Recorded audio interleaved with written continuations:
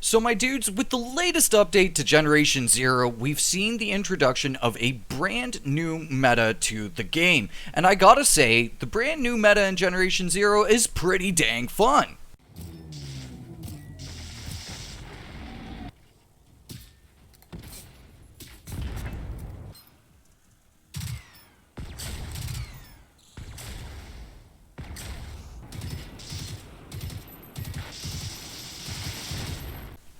With the introduction of experimental ammo types, we've seen the entire meta get kind of smoothed, and seen the base game weapons get elevated up to the level of experimental weapons, and seen a few experimental weapons that were lacking get elevated and bumped up in the tier list as well. So today we're going to go through 10 different combinations that you can make here in the game with the brand new experimental ammo types that will be excellent additions to anybody's loadout. We don't have anything in the game currently to take down the PVG from being the absolute top of the meta here in Generation Zero, but we have tons of options for weapons that you can pair alongside it, or weapons that you can use in place of it that won't be absolutely trash. So first off, we're going to talk about the AI-76, which might potentially be the best shock weapon in the entire dang game. So let's talk a little bit about the electrical tethers or the shock tethers that we have in the game. These are what you get when you shoot the shock ammo. You can either place them on the ground as a sort of tripwire, or you can tether them to machines to perform what I call a critical shock. Essentially, when the camera shakes really heavily when you pair up a shock tether to a machine and it happens to trigger. You'll also notice it from the machine itself staggering, which is one of the most useful things about the shock ammo itself. Because ultimately the shock damage itself is rather minuscule. It's not very heavy. It can do some serious damage when you stack it together with continuous bullet damage and you just DPS the heck out of things. But the real utility of it is the way it makes the machines stagger from the critical shocks. So let's go over the little shock tethers and the little darts that go alongside them, because there's a couple factors to these. The first factor is that you can only have 3 of them chained together at once, so only 2 tripwires at once. And the moment those tripwires go away, you can activate a new tripwire. But the interesting thing is that you're able to lay down more of the darts than there are tripwires. So you can plant down a whole bunch of darts with the plan of utilizing them later, whether or not they're attached to a machine or attached to the ground. And it really allows you to expand on the way you strategize in the middle of combat, especially when it comes to aggressive play. The shock tethers themselves will also designate a priority as you're firing. Basically, each shot will have a chance to connect a new chain, but sometimes it won't. It seems like it's kind of a random chance factor, so I wouldn't bank too much on creating continuously varying shock traps. You really just want to set up one stable shock trap. And ultimately, the AI-76 does this best out of any of the weapons with the shock ammo included. And this is purely just because it is the only ammo, or the only gun with shock ammo that utilizes burst fire. And also, it does burst in bursts of 3, which just works out absolutely perfectly for creating tethers, especially on machines themselves. With a little bit of quick movement, you can target multiple components on a machine and create nasty shock tether traps on the machine, where you could be shocking the machine just continuously and do obscene amounts of damage, potentially some of the most damage in the entire game when it comes to DPS.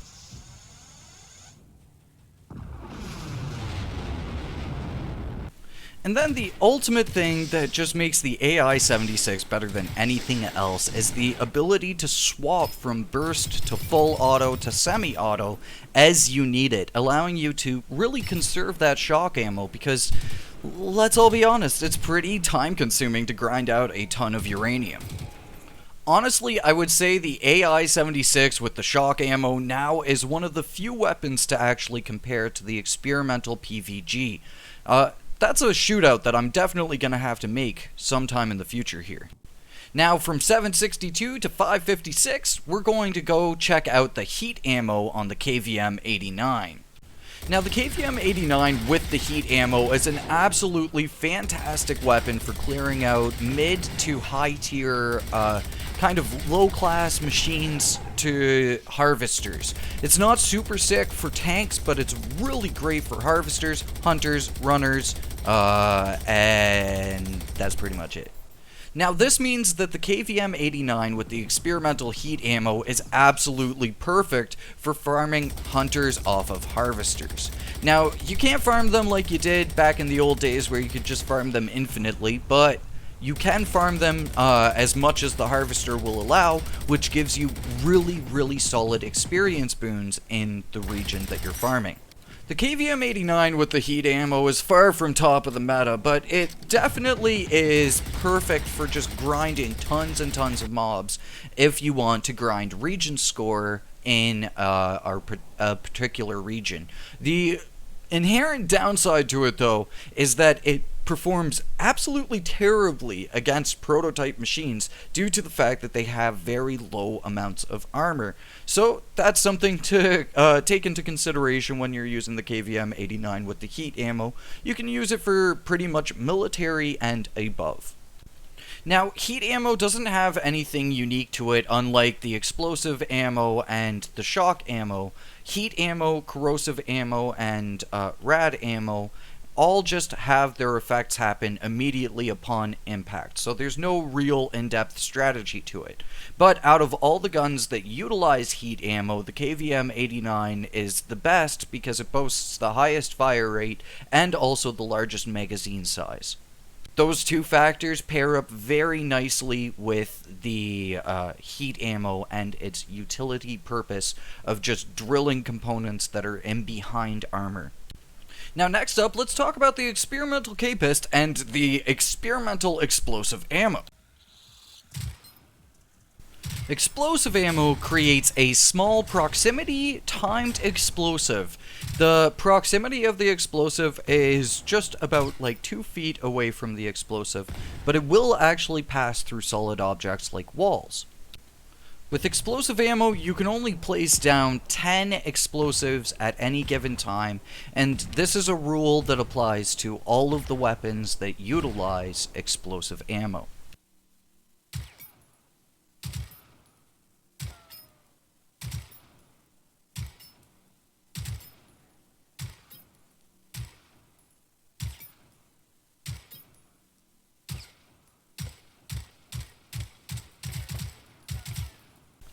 With the explosives themselves, you can create these tight little clusters of rapid explosions that cause a very serious amount of damage.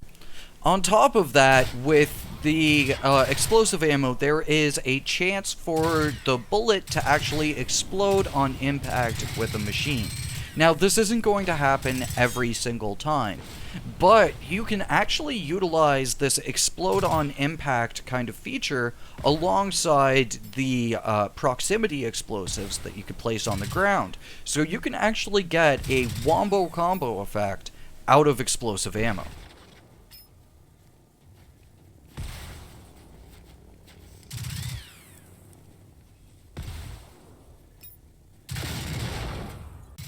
An added bonus to the explosive ammo is just like with the shock ammo, it will have a very high chance of staggering machines, which can be super useful against the bigger machines and the tougher enemies in the game.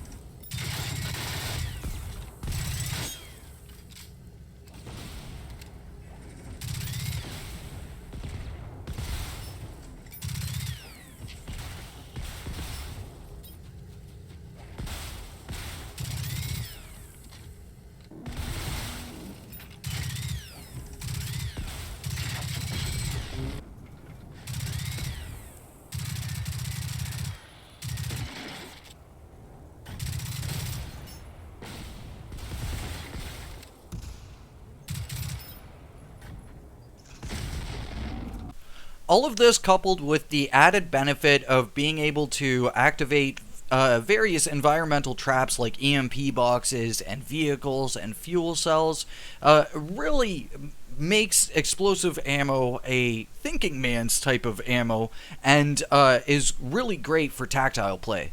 Next up, let's look at the EXP Clock 17 combined with the shock ammo, which potentially might be the strongest weapon in the game. I'm not entirely sure, and I'm gonna have to really test this one out, but the experimental clock, it really bummed me out in the first place, because the experimental clock didn't have any synergies with any of the experimental ammo. But after testing it out a little bit here, the experimental clock doesn't need any synergies. It is so ridiculously powerful. The combination of the ability to stagger machines with the shock traps that we've talked about previously, as well as being able to EMP machines randomly on different shots, allows you to stagger and stun lock literally every single machine in the game, except for Apocalypse Harvesters and the Reaper, but even with them, the shock ammo still does the trick. Just like with the AI-76, I'm gonna have to compare this against the PVG, because it's not like this outdamages the experimental PVG, but through sheer status effects, I think that the experimental clock is a good amount of competition with the experimental shock ammo.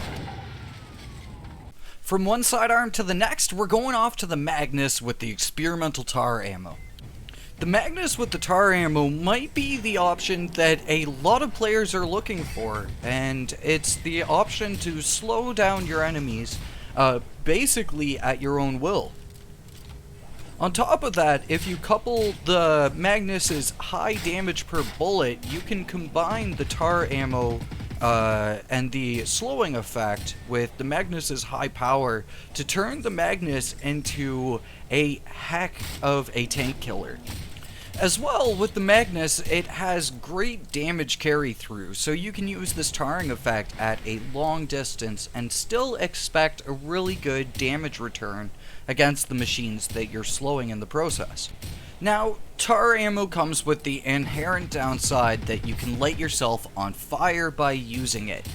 And it's a pretty bad downside, I'm not gonna lie, and having it pop up unexpectedly, especially in the worst case scenarios, is always a pain in the ass. But I think that it's a risk worth taking with the Magnus as a sidearm, and just kind of keeping that in mind every time you take a shot, that you might need to actually bust out a med kit to heal off that fire effect. Now, this is something I maybe should have talked about earlier on in the video, but each of these experimental types of ammo correlates to the base version of the normal type of ammo that that weapon would take. So, say for the 44 Magnus, that would be hollow point rounds, which means that the tar ammo itself functions as a hollow point. Hollow points in Generation 0 are really effective against open components, but not effective at all against armor or against non-component hits. And this comes into play for every single type of experimental ammo, as I had said. So with the hunting rifles, you see soft point ammo, and with the 5.56 and the 7.62, you wind up seeing full metal jackets, same with the 50 cal, and then for the shotguns, it tells you openly that it's a slug. And it's a good rule of thumb to follow with pretty much any experimental ammo. Just look at that weapon's base type of ammo, not the armor-piercing or upgraded variant, but the base type, and that will be the type of bullet for the experimental type.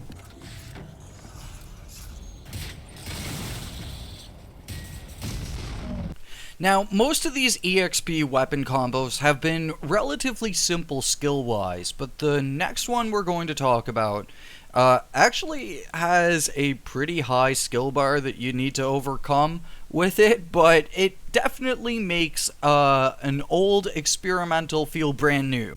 We're going to talk about the experimental GRG. Now, I know that when it comes to experimentals, the experimental GRG is probably the worst of the bunch. The double rocket effect has definitely been improved and tweaked over time. The recoil is nowhere as close to as bad as it was in the first place, but sometimes the uncontrollable burst effect can be viewed as a real downside to the weapon as opposed to an upside. Especially when you're using EMP rounds. A lot of times that second EMP is completely wasted when you shoot it. But you can actually interrupt that burst fire with the EMP round. It takes some pretty tricky timing. It's probably like a 3-frame trick or something like that. But you do have the opportunity to just shoot one EMP and then continue utilizing the other brand new experimental ammo types, which play off of each other very, very well. With the experimental GRG and the GRG, you have the option between corrosive rounds and radiational rounds. And if you hit the enemy, say a heavily armored enemy like a Phoenix or an Apocalypse machine, with the corrosive rounds first, you'll wind up rotting off all of their armor and leaving them completely open to then be hit by the radiation rounds, which do damage over time, as well as blinding the enemy, giving you the opportunity to then swap to your EMP that you can use to stun the enemy. And even if you do miss the timing on that second EMP round, it's not that much of a waste, and farming EMP rounds is better than the new experimental ammo because at least you can use ammo packs to farm that. Sadly though, just like the tar ammo, when you fire the radiational rounds, you have a small chance of giving yourself some radiation poisoning in the process. But it's kind of a small price to pay to kind of have this crazy elemental tempest of an experimental GRG.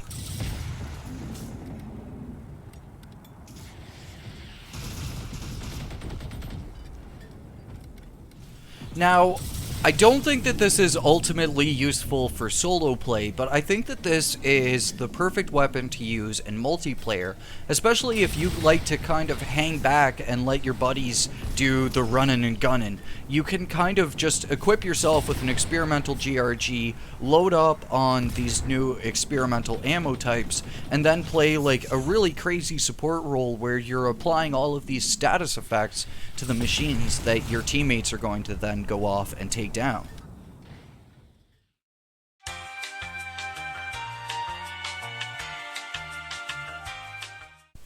Yeah, outside of that, I don't think that there's too much else to really say about the GRG.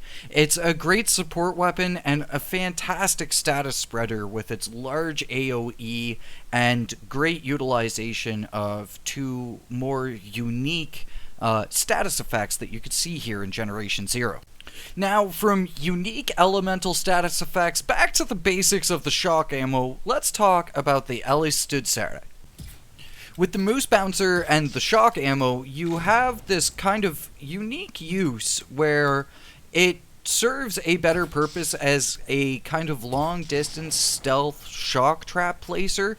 It works really well for taking out and picking out isolated enemies, and kind of getting yourself into a good position on like a hillside or a well-fortified spot, and then just kind of picking away slowly and surely with the shock ammo and those critical shocks that we had talked about earlier.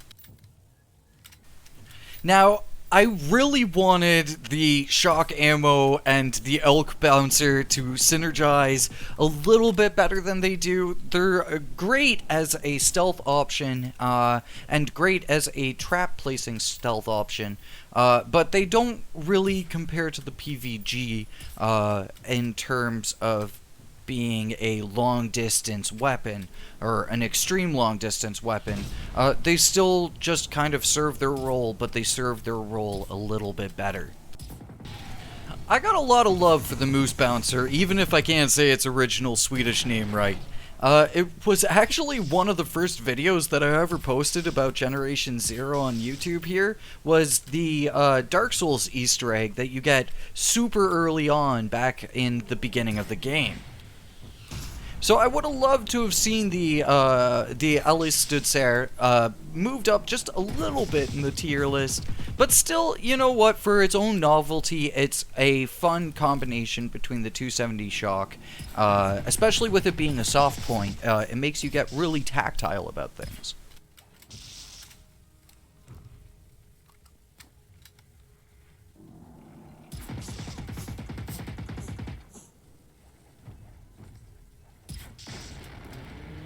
Now for the Mauser, and I was actually genuinely really surprised at how fun the Mauser is with the explosive ammo, and also how surprisingly useful it is.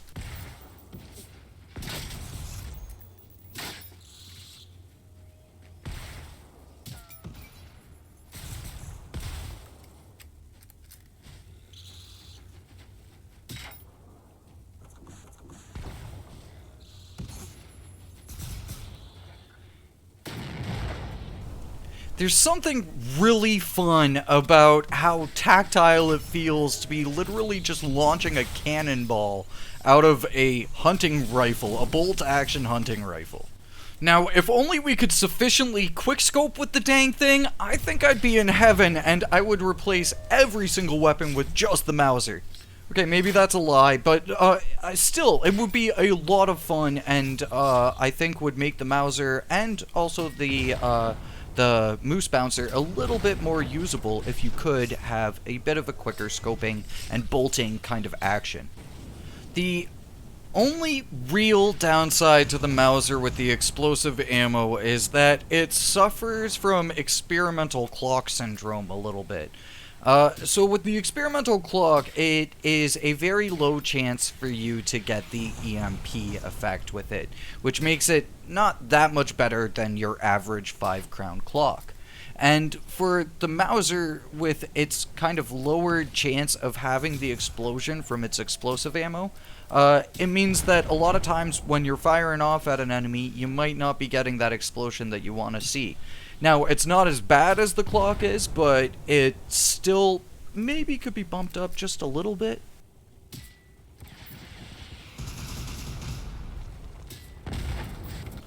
Either way, though, it's still fun as hell and has massively improved the Mauser in-game. So next up, we're going to talk about the Herkfist and the Corrosive Slugs. This thing is absolutely deadly to any sort of an armored opponent that you'll find in the game. In just 2 to 3 shots, you can rip the armor off most basic enemies in the game. Level 4 rivals and the Reaper are probably soon to follow after that. This thing just eats through armor, and the nice thing about it is it works at a pretty decent range too, before you start to see any sort of bullet drop off.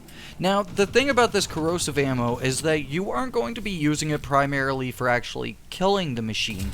You're just going to be utilizing it to strip the armor off the machine. And then it's kind of up to you whether or not you want to use birdshot, buckshot, or other slugs in order to deal the rest of the damage that you need to against the enemy you're fighting.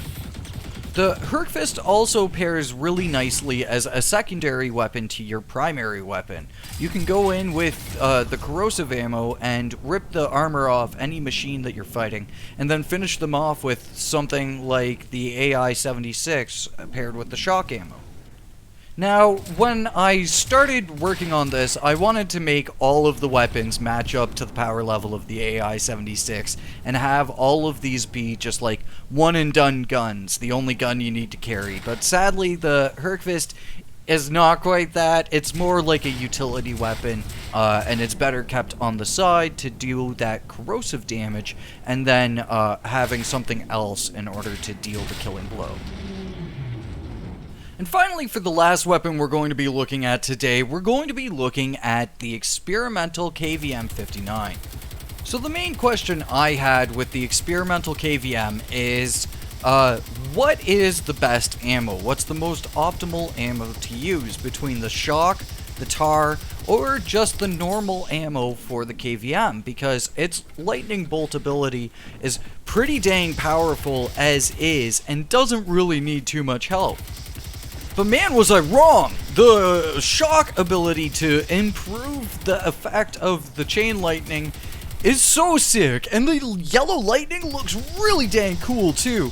The tar ammo, sadly, is not quite so cool in the KVM, because you're firing so many bullets, you wind up lighting yourself on fire a lot, very frequently with this weapon, and so you wind up doing like just tons of self-damage with it, and it doesn't really help your chain lightning too much. It doesn't really slow the machines too much, and it just really is not quite as good as the shock. And the shock is basically the FMJ or the AP, but better.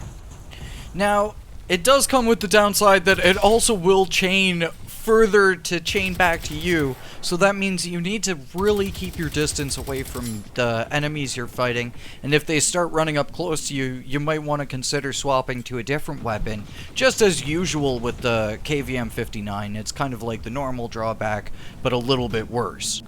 But also kinda not, I don't know, this one's kinda hard to gauge because, like, you're going to automatically start taking more distance between you and your enemies when you're fighting with the KVM 59 if you're using the shock ammo.